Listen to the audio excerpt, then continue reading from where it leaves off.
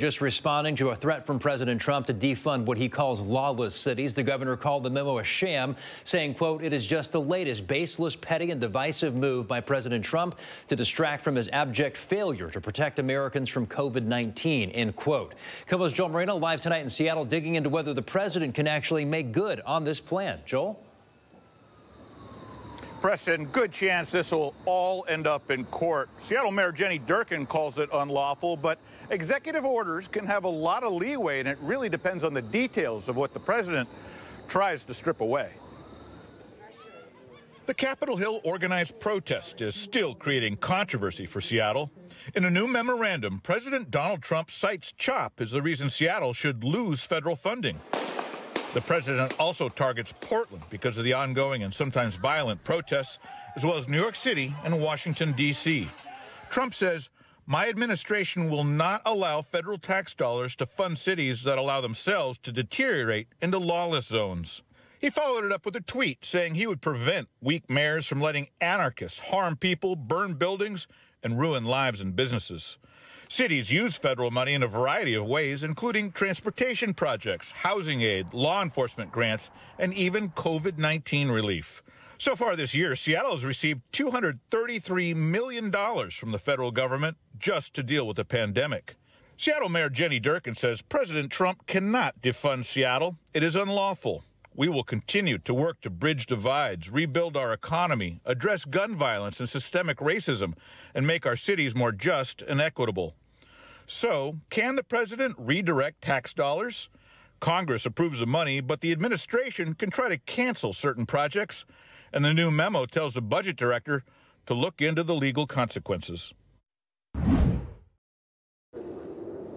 Good morning. This has been the focus of the investigation, this apartment complex here in Lacey. Now, in just the last hour, we have seen a large team of police investigators wrap up most of their work here and tow away a pickup truck and a car. Now, this is some new video of those investigators at work this morning collecting evidence of what neighbors say was a barrage of gunfire.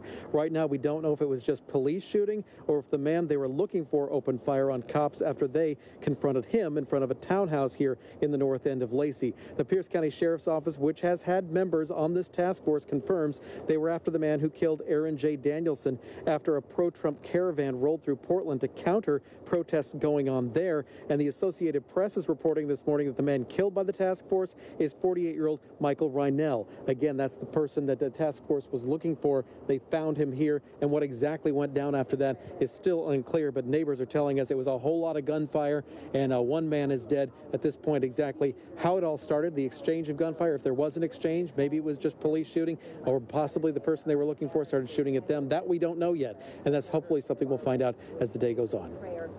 Sir is encouraged by our state's overall falling COVID count, but he's worried about fall and winter. KOMO's Keith Eldridge just spoke with him. Keith is live with the latest. Keith? Right, King County just completed an exhaustive study looking at COVID deaths and looking ahead. The first thing they wanted to know is if they missed any deaths related to COVID in the months leading up to the first known case in late February. They found they did not, which Dr. Jeff Duchin says is encouraging since it shows COVID was not circulating before it was recognized. They also found that a higher percentage of American Indian, Alaska Native, and Native Hawaiian Pacific Islanders, the two long bars in the middle, are dying from COVID than other races. The study found that those 80 years old and older account for half of the deaths, and those 60 and over make up 90% of the deaths, which means the focus has to be on protecting them. Overall, the chart of the COVID deaths shows a steady decline from the high of 84 deaths a week in early April, with a slight uptick in early August of 20 a week, to now where it's down to 3 a week. It's great that, our numbers have come down from the peak in April. We're relatively stable, though, for the last 8 weeks or so, and we're hoping that we can further suppress the number of cases and deaths so that as we enter fall, we have a lower baseline and we'll be able to keep the numbers as low as possible. And the potential is really very high for the death count and the case count to increase, particularly this fall as people begin to spend more time indoors. And for a time, COVID was the number 3 cause of death, but it's now down to number 6 behind cardiovascular, respiratory, cancer, dementia, and sepsis. And coming up tonight at 5 o'clock, when a vaccine finally does arrive, who's first in line? Back to you. Keith, what does Dr. Duchin say are the main reasons for the declining death rate? Yeah, he's glad to say that masking up is definitely the #1 cause of people having that declining death rate. He says staying socially distant. So the things they've been saying time and time again are working. He says they're also improving situations in the long-term care facilities, unlike what we had 6 months ago. So they've learned a lot in these 6 months. Keith, thank you. Eric Carson is packing up. Why are you moving today? After 2 months in Capitol Hill, Unable to afford the rent. staying in a hotel, the eviction moratorium doesn't apply to him. Where are you gonna go? Don't know. We're gonna start off in the car. Day 1 of being homeless. For most other renters, evictions in Seattle are halted through the end of the year.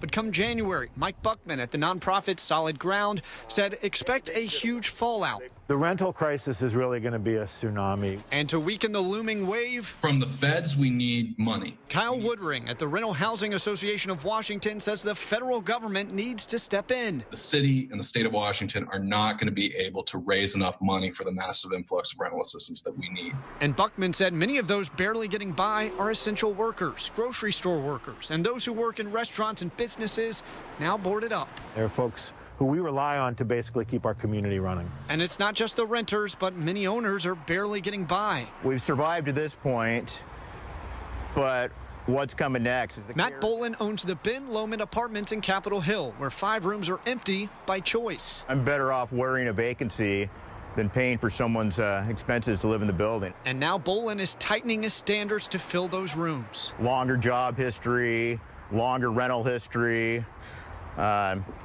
We just can't afford to let uncertainty in. He knows what's at risk. Tougher screening will limit who can afford to call Capitol Hill home. It'll change the face of Capitol Hill. In Seattle, Patrick Quinn, KOMO News.